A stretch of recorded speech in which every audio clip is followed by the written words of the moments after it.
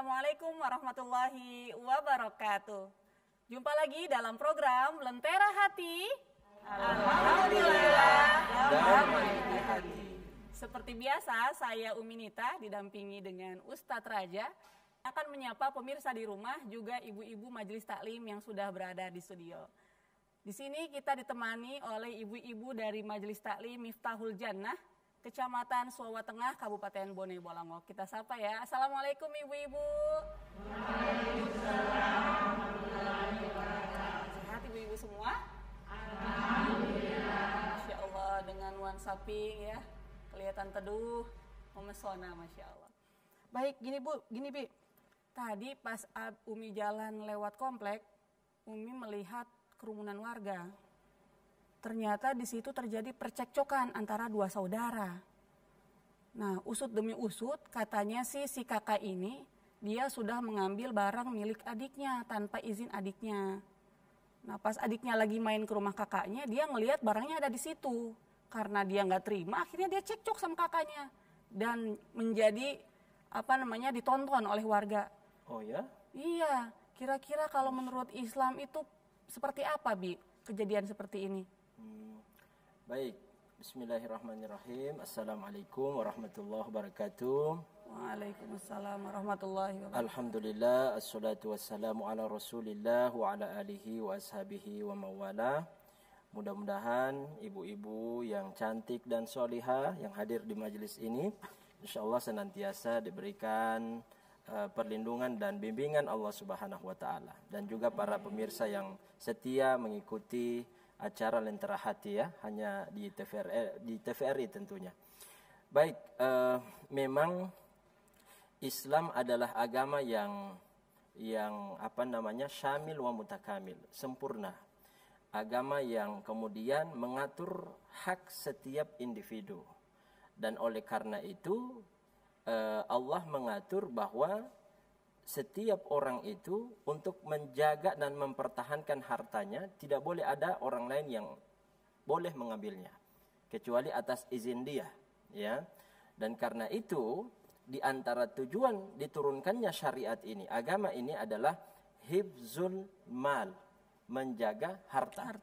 Kan ada yang dikenal dalam kajian usul fikih itu, ada yang disebut dengan ad-daruriyatul khams. Apa itu, ya? Ada 5 tujuan syariat. Yang pertama adalah hifzuddin, menjaga agama. Dan karena itu disyariatkan yang namanya jihad. Supaya agama Allah tetap tegak, ya, jaya di muka bumi, maka disyariatkannya yang namanya jihad, ya. Kemudian yang kedua ada hifzun nafas, menjaga jiwa. Dan karena itu disyariatkannya yang namanya kisos.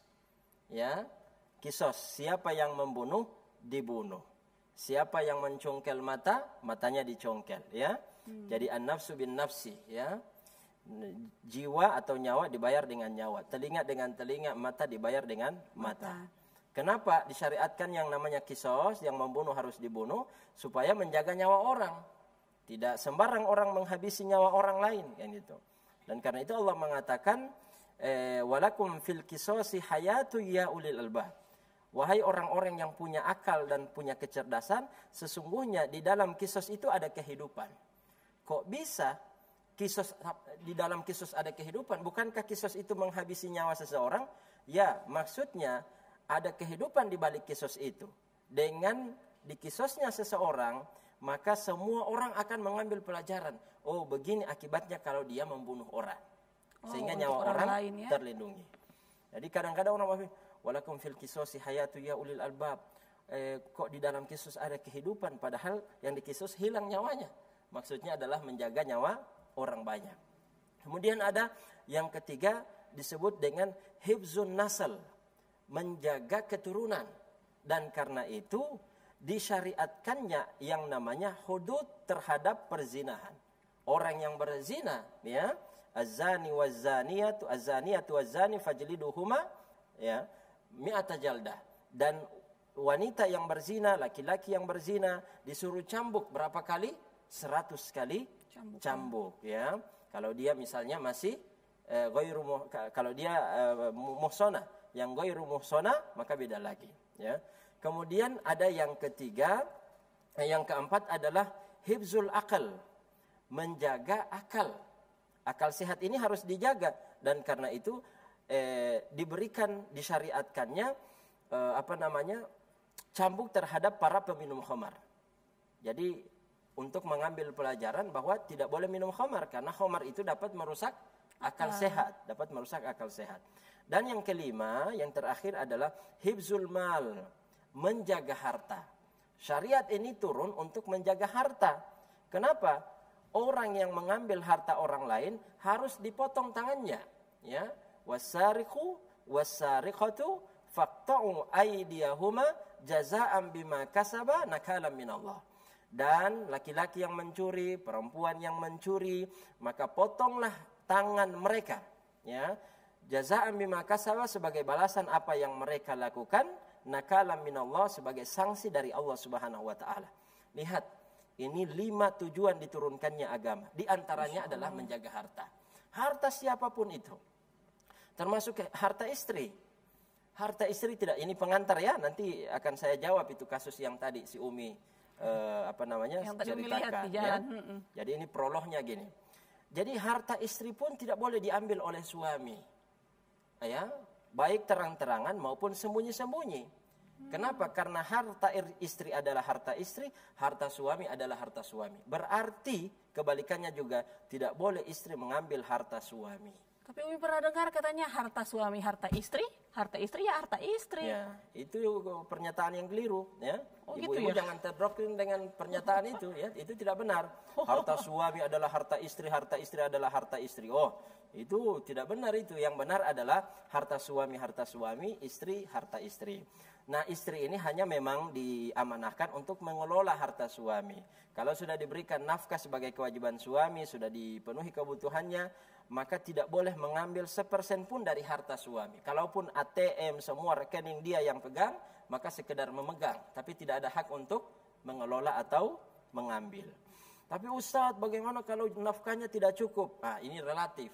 Kadang-kadang sudah di luar kebutuhan masih mau minta, ya. Ya, dia bilang, Ustadz, memang betul-betul ya suami saya ini pelit, ya. Maka boleh mengambil diam-diam tanpa pengetahuan dia, tapi secukupnya, yang cukup untuk dirinya dan untuk anak-anaknya. Baik. Apalagi mengambil harta saudara. Dia kan saudara, Pak Ustadz. Tidak boleh. Saudara punya harta sendiri, kita punya harta sendiri. Ya. Terus bagaimana dengan kasus tadi? Itu disebut dalam istilah syariat dengan istilah gosok. Mungkin ibu-ibu baru dengar ini istilah gosok. Karena gosok ini, saya masih kecil sudah tahu gosok karena populer di kalangan santri. Kalau ada yang anaknya santri pasti tahu ini istilah gosok ini, ya. Beda gosok sama mencuri ya, Abi ya? Beda. Gosok dengan mencuri beda ya? Beda, ya. Gosok itu mengambil hak orang lain dengan cara terang-terangan atau dengan cara paksa. Baik. Sementara mencuri harus diam-diam. Baik, untuk gosok itu diambil terang-terangan atau dengan paksa, baik dari tempatnya, tempat penyimpanannya atau tidak. Baik sedikit maupun banyak. Jadi tidak ada kadarnya, tidak ada ketentuannya. Sementara mencuri, perbedaannya dengan gosok, diambil secara diam-diam dan dari tempat penyimpanannya. Kemudian barang yang diambil itu berharga. Ya, kalau yang tidak berharga, yang tidak ada nilai, mau curi pun tidak ada had. Tidak ada hukuman potong tangan. Misalnya, bagaimana orang yang mencuri pinaraci, ya? Pinaraci dia curi, cap tikus dia curi, cap kucing dia curi, ya? Bohito, bohito hidutu atau bihul dalal bohitihila malinga amila. Apakah dia kena ini? Kalau mau dihitung-hitung sudah kena nisab.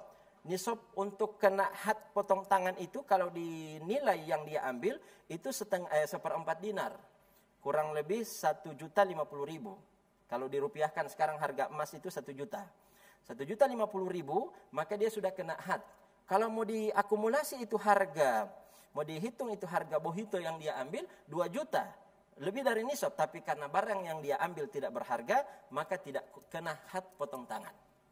Begitu. Itu perbedaan gosok dengan ini. Nah, lalu bagaimana kalau mencuri kena potong tangan hudud, sementara gosok kena apa? Nah, itu dia. Tidak dipotong tangan, tapi kena ta'zir. Apa itu ta'zir? Ta'zir itu sama dengan korupsi sanksinya. Ta'zir itu lebih parah daripada hudud. Lebih parah dari potong tangan. Tahu-tahu kalau mencuri potong tangan. Kalau ta'zir sesuai dengan kemauan hakim. Dilihat kondisi, oh ini banyak yang dia gosok ini. Banyak yang dia korupsi ini. Asingkan, taruh di tengah hutan, tidak ada makanan sama sekali. Mati di situ. Ya, atau apa? Atau memang dibunuh, ditembak mati. Itu ta'zir. Makanya ta'zir itu ada, oh lebih ringan daripada hudud. Tidak, lebih berat daripada hudud. Karena hakim bisa mengatakan dia gantung, ya, dia dipenggal lehernya atau diasingkan di tengah hutan, dilaparkan, tidak dikasih makanan apa-apa. Jadi gosok ini parah. Jangan mentang-mentang bau tatu-tau, ya, apalagi tayal-yaliu. Tidak boleh. Ya, meskipun dia adik dari kita tidak boleh sembarang mengambil barang dia. Ya. Sebaiknya kembalikan. Ya, kembalikan. Allah Subhanahu wa taala mengatur tentang hak orang lain tidak boleh kita ambil di dalam Al-Qur'an, ya. Di antaranya surah Al-Baqarah, ya ayyuhalladzina amanu la ta'kulu amwalakum bainakum bil batili wa tudlu biha ilal hukami litakulu fariqam min amwalin nasi, ya. Bil batili wa antum ta'lamun. Wahai orang yang beriman, jangan saling memakan harta di antara kalian dengan cara yang batil. Jadi kalau memang bukan hak kita, jangan diambil.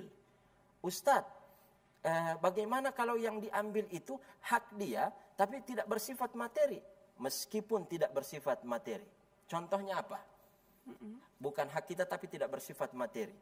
Kalau materi misalnya uang, ya. Kalau yang tidak bersifat materi, satu jabatan. Kita sama-sama berkompetisi itu untuk mendapatkan jabatan itu. Ya, nilai kita 80. Nilai teman kita 90, tapi karena uang kita 50 juta, uang dia hanya 20 juta, kalah dia dalam masalah uang, akhirnya kita yang menduduki jabatan itu. Ini tidak boleh, ini masuk juga dalam hal ini. Mengambil hak juga itu ya, dia. Mengambil hak orang lain tanpa, ya, dengan cara yang batil. Jadi tidak boleh. Apalagi masalah yang bersifat materi. Kalau jabatan saja parah sekali, apalagi yang bersifat materi. Contohnya adalah uang, tanah, rumah, barang-barang berharga, dan lain sebagainya. Kemudian yang kedua, Rasulullah Shallallahu Alaihi Wasallam mengatur, la ya'khudhu ahadukum, janganlah seseorang mengambil, ya, ya'khudha mata'a ahadikum, mengambil barang saudara kalian, saudara seseorang di antara kalian. La'iban aw jaddan. Perhatikan keterangannya, baik dengan cara bercanda atau dengan serius. Ada orang mengambil barang orang lain tapi bercanda, Bu. Memang dia niatkan bercanda, dia ambil kitab, dia ambil buku, dia ambil piring, pokoknya yang berharga itu, ya.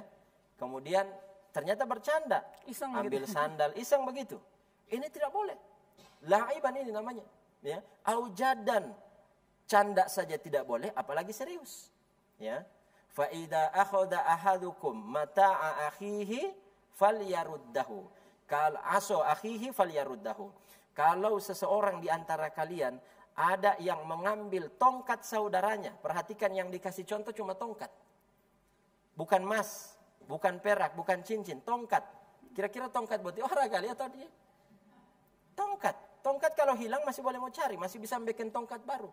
Tapi masalah tongkat saja sengaja diberikan contoh dalam hadis ini supaya menjadi ukuran sesuatu yang harganya, ya, rendah saja tidak boleh diambil dengan cara yang tidak hak, apalagi sesuatu yang berharga. Maka, ya, dalam hadis ini dikatakan siapa yang telah mengambil tongkat saudaranya, maka hendaklah dia segera mengembalikannya. Apalagi masalah tanah, Bu. Ukuran tanah kita, rumah kita memasuki wilayah tanah orang lain, ya. Apalagi jabatan kita dan lain sebagainya. Ini perlu diperhatikan. Jadi sekali lagi bahwa agama ini, syariat Allah Subhanahu wa taala diturunkan untuk mengatur manusia. Ya, jangan mengambil hak orang lain meskipun harta kita sedikit. Miskin tidak apa-apa. Hidup miskin tapi mulia daripada hidup dalam keadaan kaya tapi dengan cara yang batil atau mengambil, mencederai hak orang lain. Tadi Bi, menarik tentang tanah tadi. Banyak itu kejadian, Bi, talang air seseorang itu airnya netes atau mengalir di tanah tetangganya. Itu apakah masuk ke bab ini, Bi? Iya, dia mengambil hak kenyamanan orang lain. Ada talang ya atau pancuran ya rumah kita, kemudian sudah merambat airnya ke rumah orang lain, maka ini sesungguhnya telah mengambil hak orang lain. Hak apa? Hak nyaman. Coba bayangkan ya, halaman rumahnya becek ya, penuh dengan air, lumpur dan seterusnya, berarti kita telah merampas hak kenyamanan hidup dia. Maka ini tidak boleh.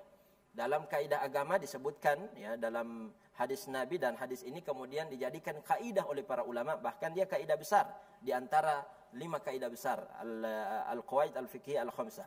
Apa itu? La darara wa la dirar. Tidak boleh membahayakan diri sendiri dan membahayakan orang lain. Ini merugikan orang lain. Ini talang air kita sudah berada di tanah orang lain atau rumah orang lain. Ya, itu cuma talang, apalagi batas tanah.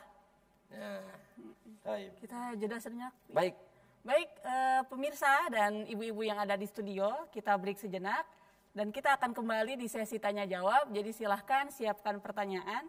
Pemirsa jangan kemana-mana, tetap di Lentera Hati.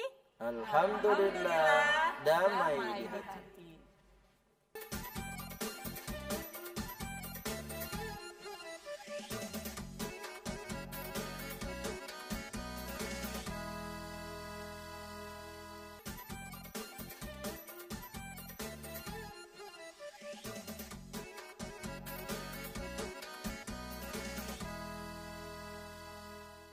Kembali lagi dalam program Lentera Hati.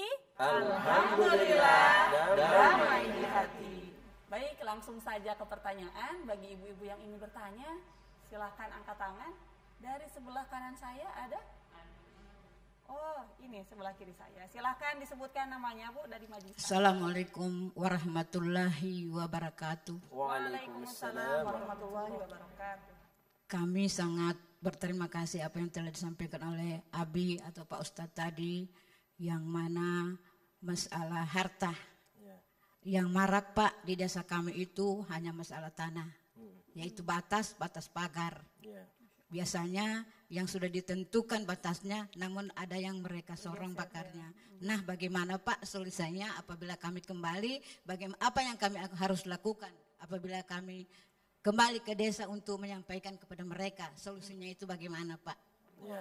Assalamualaikum warahmatullahi wabarakatuh. Waalaikumsalam warahmatullahi wabarakatuh. Menarik nih, Bi, hukum menggeser tanah. Banyak kayaknya kejadian kayak gini, Bi. Iya, bukan cuma di desa ibu, di desa saya juga banyak. Dan di mana-mana ya, ini menjadi penyakit sosial, ya, masalah sosial yang sering terjadi. Pertama begini, kita harus tahu dulu apa hukum menggeser tanah, batas tanah ke tanah orang. Berarti dia kan menggosok, mengambil dengan cara paksa, terang-terangan itu dengan cara paksa. Sudah dikasih ingat, dikasih tahu, Bu, ini batas tanahnya sesuai dengan ukuran sertifikat cuma sampai di sini. Kenapa kok sudah masuk ke wilayah saya? Oh, dia bilang ini apa sertifikat saya memang begitu ya. Berarti dicek nanti lewat kelurahan. Ya, penyelesaiannya juga harus secara musyawarah mufakat. Datang ke kelurahan minta solusi. Baik, kalau tidak menemukan solusi boleh ke pertanahan. Ya, tapi usahakan tidak sampai di pengadilan. Ini masuk hukum perdata. Ya, cuma gara-gara masalah tanah ya 1 meter 2 meter kemudian persaudaraan dan bertetangga jadi hubungan bertetangga jadi rusak. Tapi kalaupun memang secara terpaksa ke sana untuk mempertahankan hak, ya tidak masalah. Karena kita sedang mempertahankan hak, bukan menzalimi orang, ya, melawan kezaliman. Maka kita harus cari tahu apa hukum menggeser tanah. Ini hukumnya haram. Kenapa? Karena mengambil hak orang lain yang bukan miliknya. Ya, ini terkena ancaman dari hadis Nabi SAW, tidak main-main. Man iqtata'a shibran minal ardi zulman, siapa yang mengambil ya tanah ya hak orang lain, ya tanah hak orang lain sejengkal, jangan bilang 1 meter, Cuma sejengkal saja. Shibron itu sejengkal, ya. Minal ardi zulman, dengan cara paksa, dengan cara yang zalim. Ya, bukan karena dibeli, bukan karena melalui hibah, bukan karena wasiat, bukan karena warisan, tapi dengan cara yang zalim, bukan hak dia diambil. Tawwaqahullahu iyyahu yaumal qiyamah. Maka bisab'i ardin, maka Allah akan mengalungkan yang sejengkal itu di lehernya di hari kiamat dan dikali 7 lapis bumi. Berat Ya, dia pikir cuma sejengkal Pak Ustadz, ya. Maka bagaimana solusinya? Ya, pulang di desa setelah ini berikan pencerahan. Kalau memungkinkan undang, karena kalau kita yang bicara langsung dipandang enteng, maka strateginya pasang pihak ketiga, pasang orang lain, baik dalam ceramah takziah misalnya ada orang yang meninggal di situ, kemudian ada ceramah takziah, sisip materinya disisip, gitu ya? minta tolong Ustaz tolong disinggung, atau memang majelis taklim sengaja mengundang kemudian bikin tablik, begitu ya, bikin pamflet disebar informasinya supaya orang datang mendapatkan pencerahan, ya. Atau secara face to face nasihati dia. Sebenarnya Jamuali uti, ya, Jamuali buti Muhammad hutalo tahu, apalagi dengan cara yang terang-terangan begini. Ini jahakumu uti, ya, silakan disampaikan begitu. Dakwahi dia. Kalau kemudian minta dia bertaubat. Potobati. Dia bilang, "Oh, biar saja. Cuma 1 meter tahu." Karena dalam masalah ini, Bu, harus taubat. Karena berkaitan dengan hak orang. Kalau berkaitan dengan dosa dengan hak Allah saja, ya, kita diminta bertaubat, bagaimana dengan hak orang? Allah itu lebih menitik beratkan masalah hubungan sesama manusia, Bu. Misalnya begini, ibu punya uang 50 juta. Kira-kira kalau dengan dana haji sekarang, ongkos haji, itu sudah bisa atau tidak, Bu? 50 juta. Bisa kan? Apalagi 100 juta plus, haji plus. Bisa langsung berangkat dengan pelayanan yang super, yang maksimal. Tapi utang ibu ada 80 juta. Kira-kira mana yang Allah minta duluan? Menyembah Allah di Mekah, di Baitullah, atau menyelesaikan dulu hak manusia? Para ulama sepakat tidak ada khilaf di situ. Allah minta kita menyelesaikan utang 80 juta. Tersisa tinggal 20 juta, berarti tidak mampu haji. Jangan haji kata Allah. Yang penting lunasi utang ini. Berarti lebih didahulukan bayar utang daripada berhaji gitu. Dahulukan bayar utang daripada haji. Dan orang yang berangkat haji itu disunnahkan, dianjurkan untuk menyelesaikan semua pembicaraan utang. Kenapa? Karena tidak ada jaminan dia bisa kembali lagi ke tanah airnya. Bisa jadi meninggal di sana, ya kan? Nah sekarang justru tak bale-bale. Berhutang untuk berutang haji. Demi haji. Ya, berutang demi haji. Anda kalau mau berutang demi haji berarti Anda tidak mampu. Jangan memaksakan diri. Ya. Baik, kembali ke yang tadi. Bertaubat kepada Allah. Bagaimana cara taubatnya? Ya kalau bisa sih mandi taubat kemudian sholat taubat. Ya. Gimana cara mandi taubatnya? Ya mandi seperti mandi junub.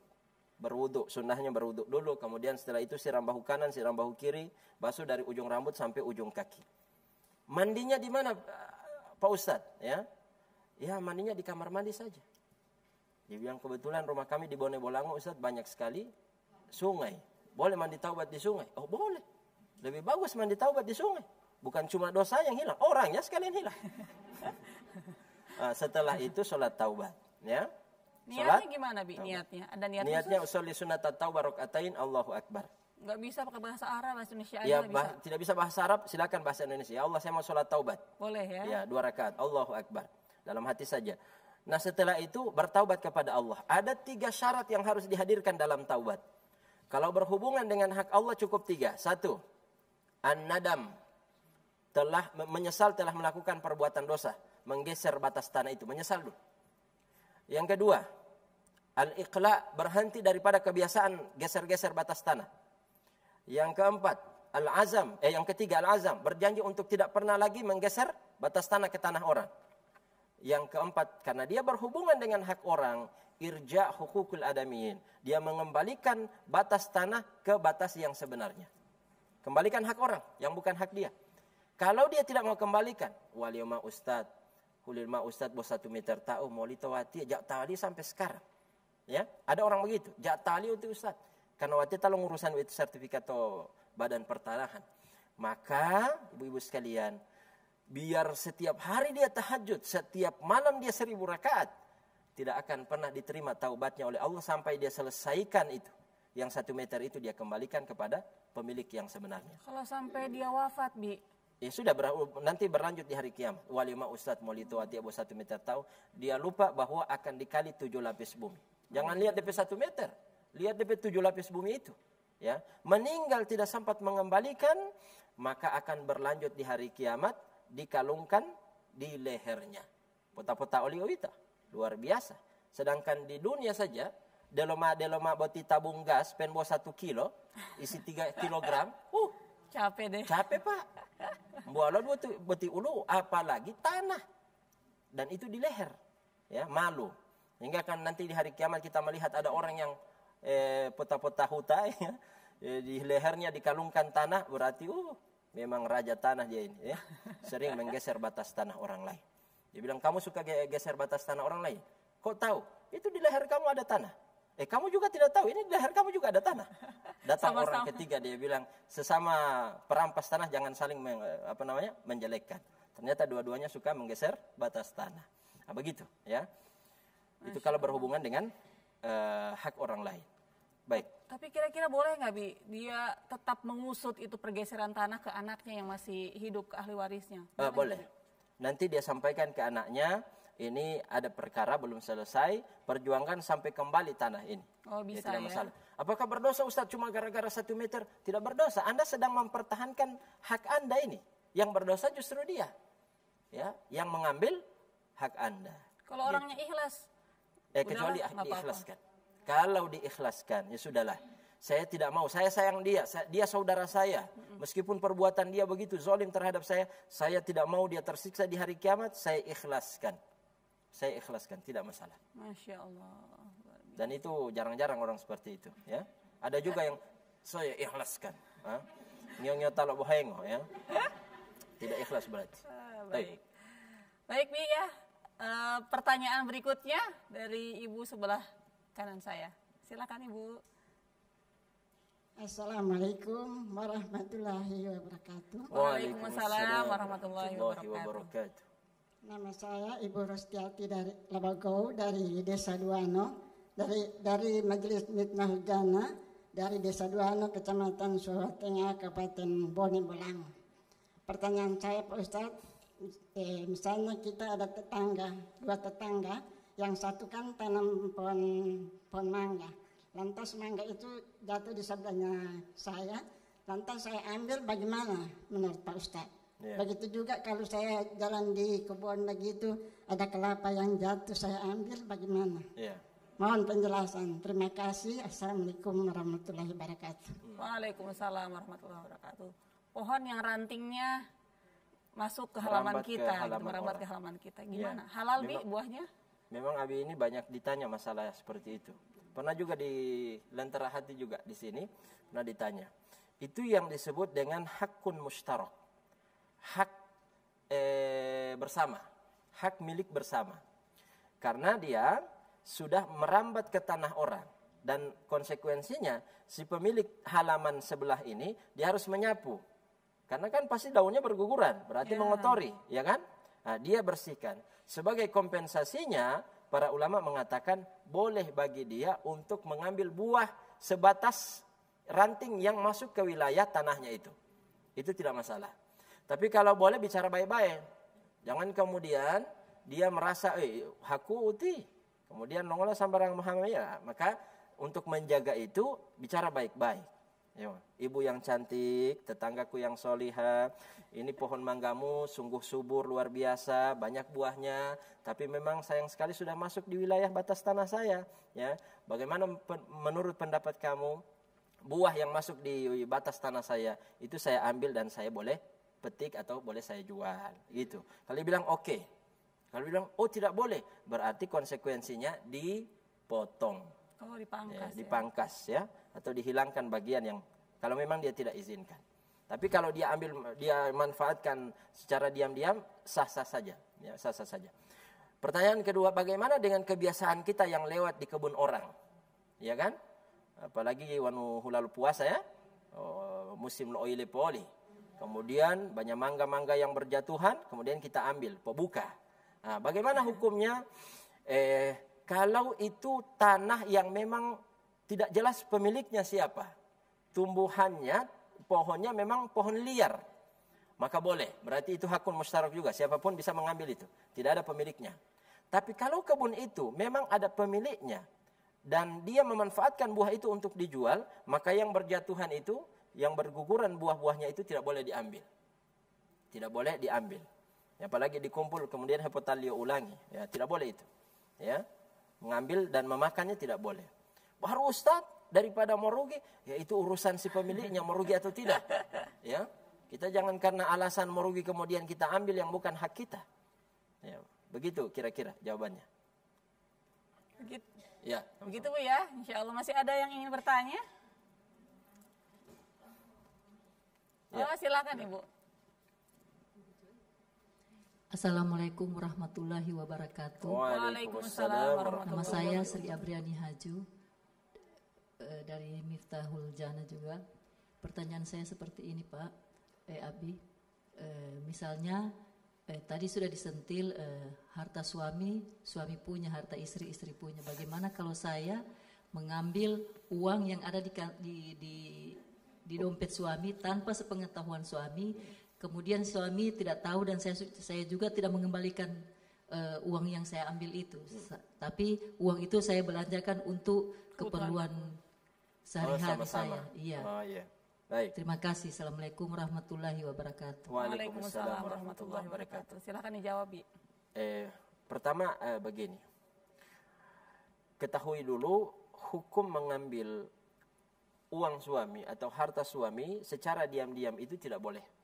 Baik, jadi harus kita tanamkan dulu di benak kita bahwa harta suami adalah harta suami, harta istri adalah harta istri dan tidak boleh dicampur. Nanti kalau dicampur, repotnya adalah saat pembagian harta warisan. Kalau sudah campur, karena pencampuran antara harta suami dengan istri itu tradisi Barat. Kemudian sudah tersebar sampai ke Indonesia. Akhirnya untuk menyikapi itu, pemerintah membuat semacam kompilasi hukum Islam yang disebut dalam pengadilan untuk pembagian harta warisan itu disebut dengan harta gonogini. Ya, kalau harta gonogini itu sederhananya si suami dengan istri punya harta bawaan masing-masing. Yang bawaan masing-masing tetap atas nama masing-masing. Kemudian harta yang dihasilkan dari usaha bersama, modal bersama, tenaga bersama, pikiran bersama, konsep bersama, itu yang disebut harta gonogini. Nanti pengadilan yang akan menetapkan. Bayangkan kalau harta suami dicampur dengan harta istri atau sebaliknya, sulit untuk kita pembagian harta warisannya. Jadi hilangkan itu doktrin itu. Lalu bagaimana Ustadz kalau sudah dikelola yang dia berikan untuk nafkah tapi tidak cukup, suami pelit? Saya sampaikan sebuah riwayat ya, hadis Nabi SAW ketika Hindun binti Utbah, istrinya Abu Sufyan, datang kepada Nabi melapor curhat. Dan ini ada pelajarannya nanti saya sampaikan. Wahai Nabi, inna Aba Sufyan rajulun syahih. Sesungguhnya suamiku Abu Sufyan adalah laki-laki yang pelit. Ya, yang pelit. Kalau bahasa Arabnya bakhil. Kalau bahasa Inggrisnya bunggil bin piit. Ya. Suamiku adalah laki-laki yang bunggil atau yang pelit. Ya, dia memberikan nafkah tapi tidak cukup untuk anakku, untuk aku dan anakku. Lalu saya bagaimana menurutmu ya Rasul? Ya, kalau saya mengambil harta Abu Sufyan secara diam-diam, kata Nabi, khudi ma yakfiki wa waladiki bil ma'ruf. Boleh kamu ambil harta Abu Sufyan secara diam-diam tapi dengan batas yang wajar. Kalau butuhnya untuk kebutuhan hanya 100.000, tidak boleh lebih dari 100.000. Boleh diam-diam, tidak masalah, ya. Tapi tipe itu tidak mendapat tahu itu ya. Misalnya dari 20 lembar ambil 1 lembar ya, tidak ketahuan. Kecuali kalau ibu semua ambil 5 lembar, dia pemah hitungnya itu. Memali otali. Baik, begitu jawabannya. Baik Bu, kita jeda sejenak Bu ya. Ya, silakan. Insyaallah bisa dipahami Bu Sri ya. Baik, sebelum kita lanjut ke sesi tanya jawab berikutnya, kita break sejenak. Jangan kemana-mana, tetap di Lentera Hati. Alhamdulillah, damai di hati.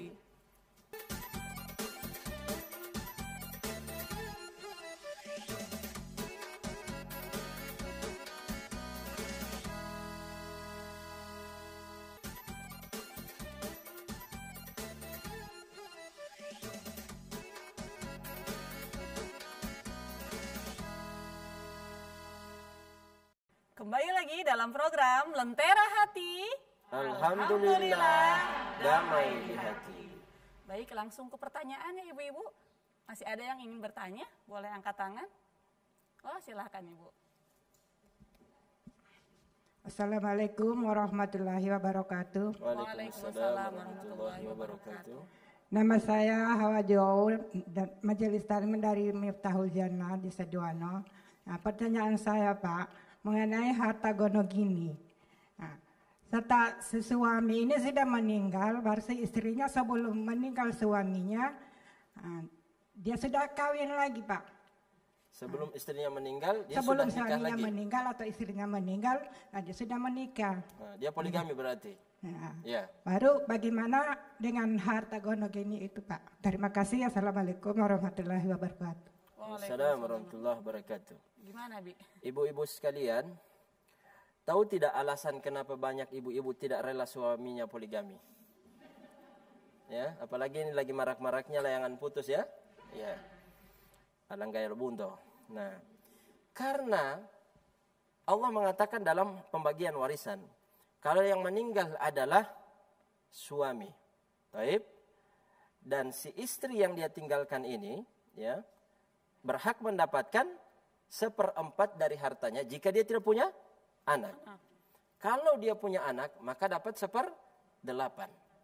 Nah, persoalannya, kalau dia punya 2 istri, punya 3 istri, punya 4 istri, apakah 4 istri ini bersyarikat di dalam 1/4 atau 1/8 itu, atau masing-masing istri 1/4 atau 1/8? Jawabannya, keempat istri itu bersyarikat di 1/8. Berarti makin banyak istri, makin sedikit yang dia dapat. Makanya kenapa istri pertama tidak mau kalau suaminya menikah lagi. Kalaupun mau selingkuh silakan.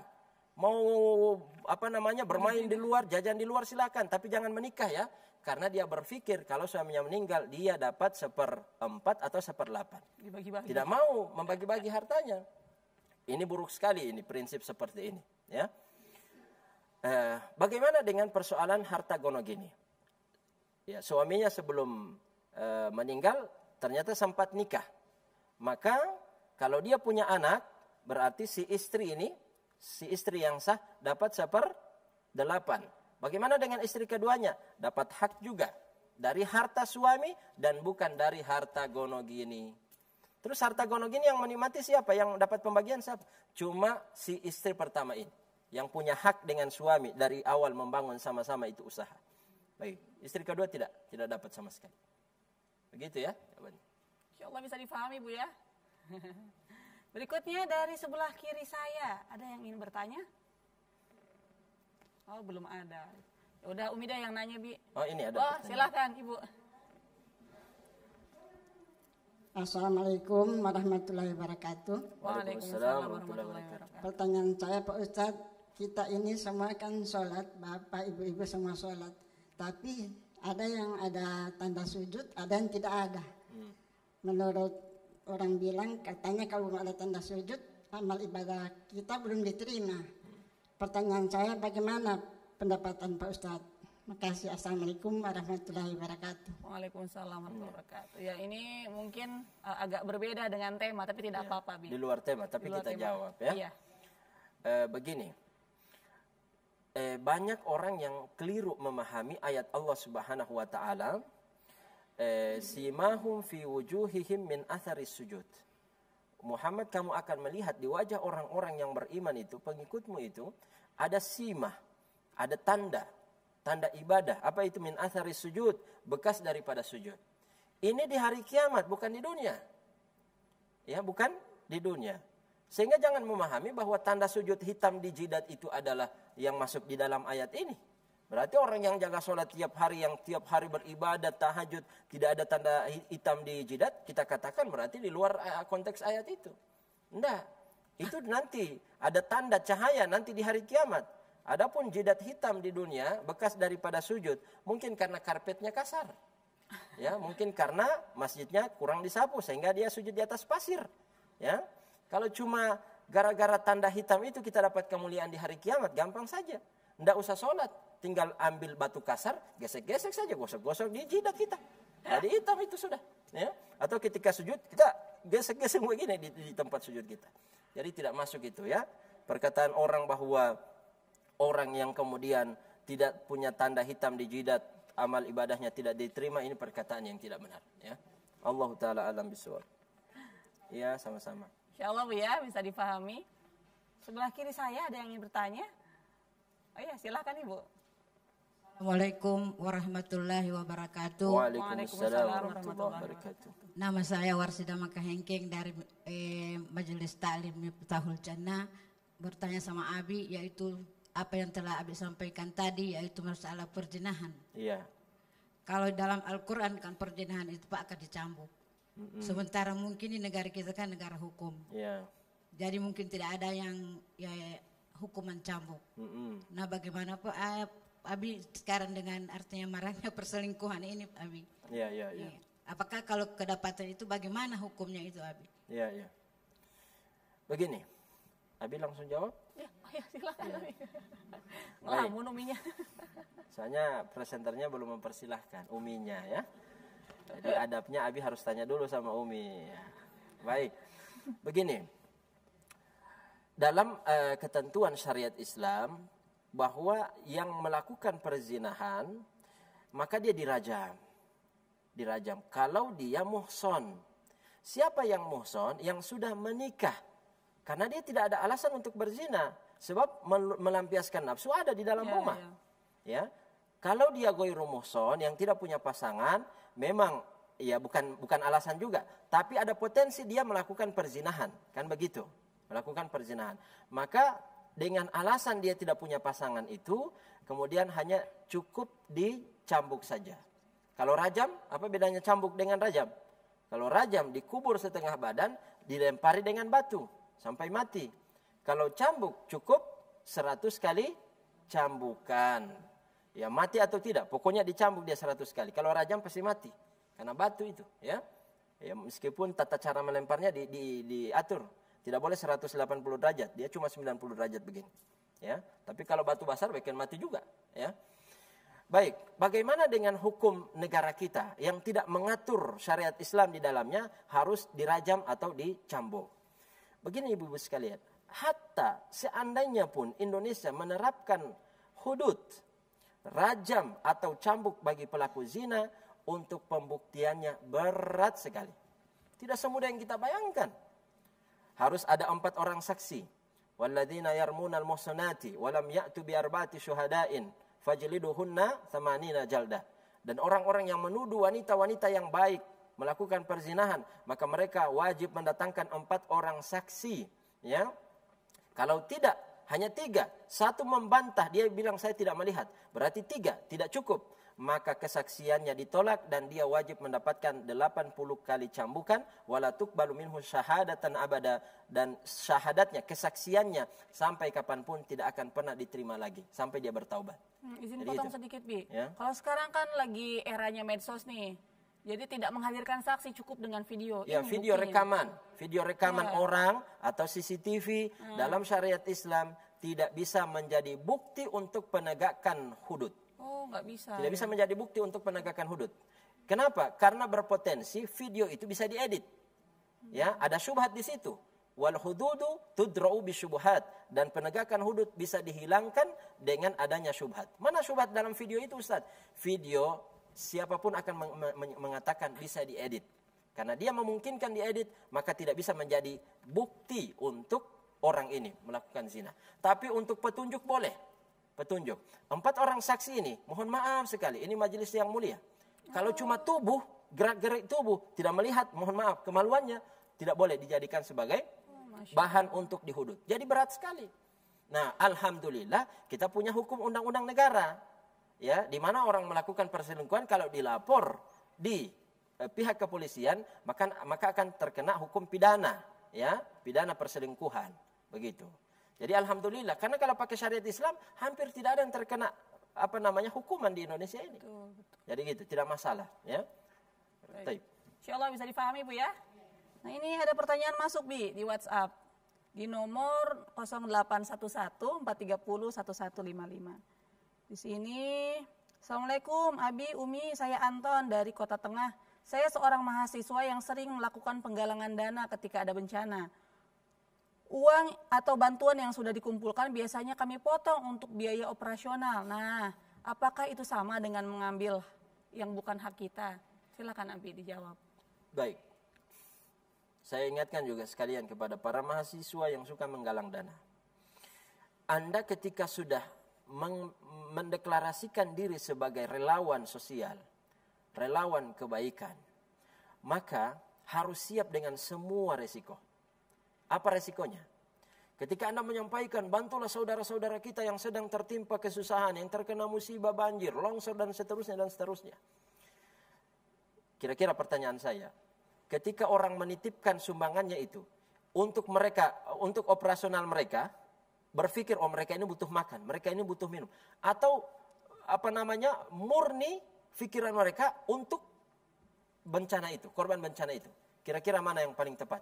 Murni untuk bencana kan? Tidak ada sedikit pun pikiran orang menyumbang untuk operasional mereka. Maka kepada mereka para relawan harus siap dengan resiko. Tidak boleh mengambil daripada uang yang sudah menjadi titipan dan amanah untuk bencana itu, korban bencana itu. Tidak boleh. Apa resikonya Ustaz? Ya harus siap dengan infak sendiri. Makan sendiri, minum sendiri.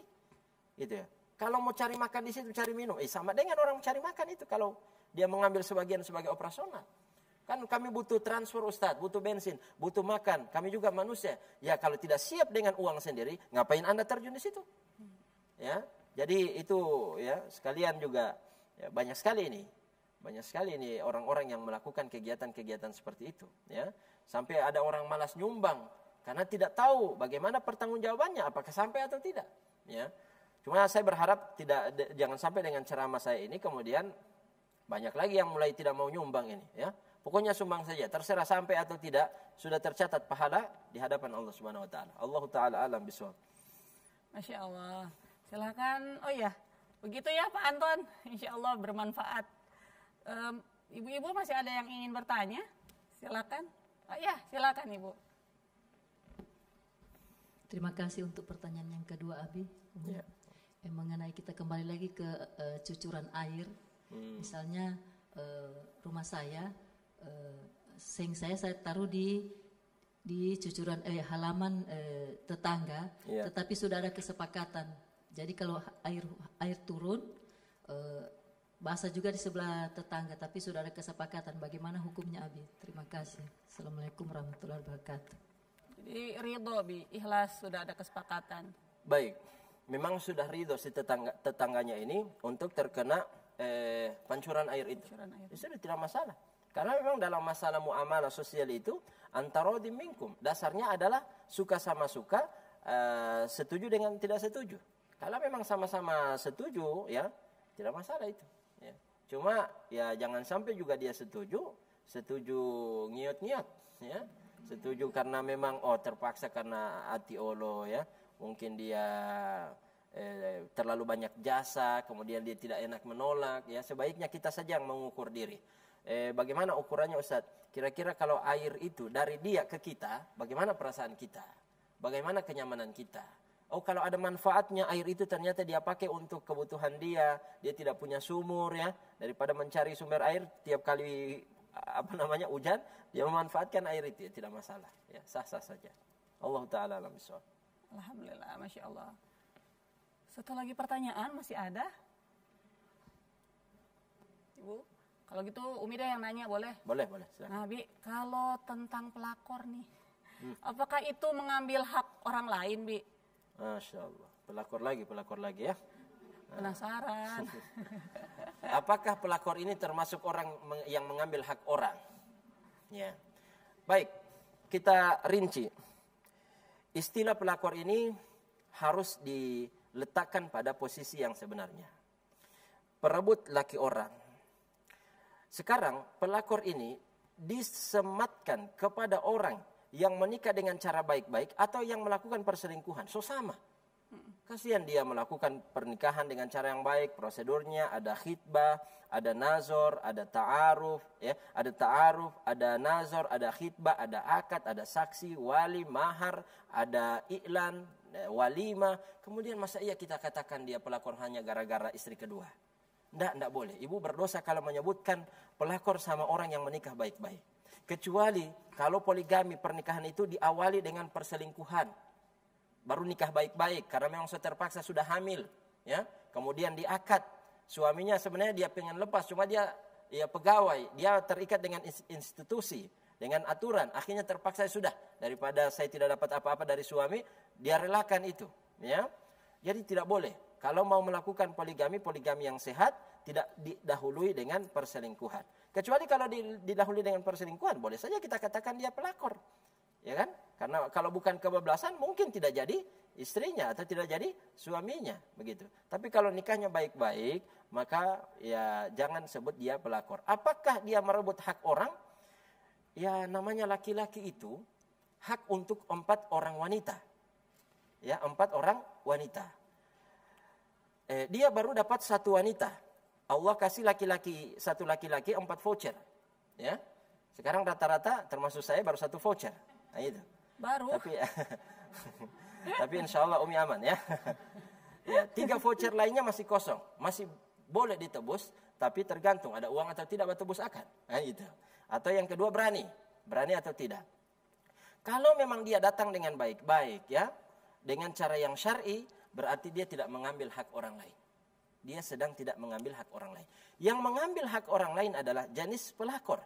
Yang mensyaratkan kepada si laki-laki. Wa ummahuto nikamu asalipo talakia timaituamu.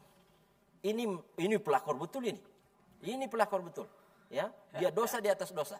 Sudah melakukan perselingkuhan, ditambah lagi dia mensyaratkan, tolong ceraikan istrimu lalu nikahi aku. Berarti dia pelakor sejati. Dia merebut laki-laki itu dari hak orang lain. Tapi kalau dia sekedar menjadi bagian dari keluarga itu, berarti tidak ada yang dia rampas. Tidak ada yang dia rampas, berarti tidak mengambil hak orang. Ya. Allah Ta'ala alam bisawab. Makasih Bi ya. Ya, sama-sama.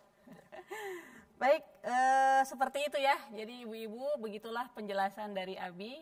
Saya ambil kesimpulan. Islam itu datang untuk menjaga hak manusia, maka kita harus menjaga hak kita juga hak orang lain. Baik, terima kasih saya ucapkan kepada ibu-ibu dari Majelis Taklim Miftahul Jannah. Insya Allah kita bisa berjumpa lagi ya ibu-ibu. Baik, akhirul kalam, saya Umi Nita dan Abi Rahmat pamit undur diri. Subhanakallahumma wa bihamdika asyhadu alla ilaha illa anta astaghfiruka wa atubu ilaik. Wassalamualaikum warahmatullahi wabarakatuh. Waalaikumsalam warahmatullahi wabarakatuh. Lentera hati, alhamdulillah, damai di hati.